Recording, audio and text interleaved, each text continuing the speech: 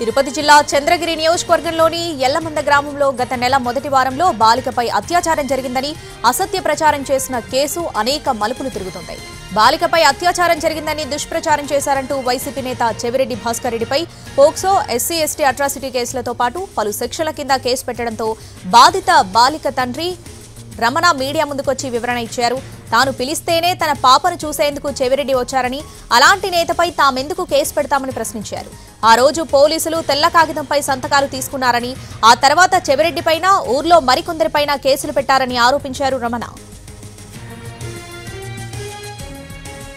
Sir అన్న కూడా భాస్కర్ రెడ్డి అన్న కూడా బయటకు వచ్చేసినాడు.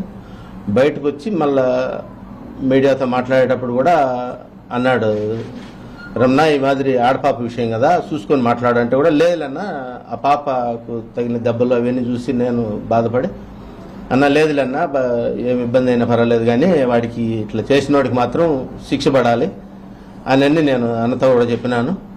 అన్న మీద కేసు కానీ నేను అటువంటి ఏమి పెట్టలేదు. కేసు పెట్టాల్సిన అవసరం లేదు. మా కోసం చూసేదానికి వచ్చి మేము ఫోన్ చేసి రమ్మని మళ్ళీ ఆయన మీద కేసు ఎందుకు పెడతాం? పాపం కదా అది. మాకు పోలీసు వాళ్ళు వచ్చి ఈ మాదిరి మాటకి మీడియాలో వేస్తారు, బిడ్డను అట్లా ఇట్లా చేస్తారు, సంతకం పెట్టమన్నారు, సంతకం పెట్టినంతే. వైసీపీ నేతలపై అన్యాయంగా ప్రభుత్వం కేసులు బనాయిస్తుందని ఆరోపించారు భూమన కరుణాకర్ రెడ్డి. చెవిరెడ్డి భాస్కర్ రెడ్డిపై పలు సెక్షన్ల కింద కేసు పెట్టడాన్ని తప్పుపట్టారాయన. బాధిత బాలిక తండ్రి వివరణ ఇవ్వడంతో అసలు జరిగిందేంటో అందరికీ తెలుస్తుందన్నారు.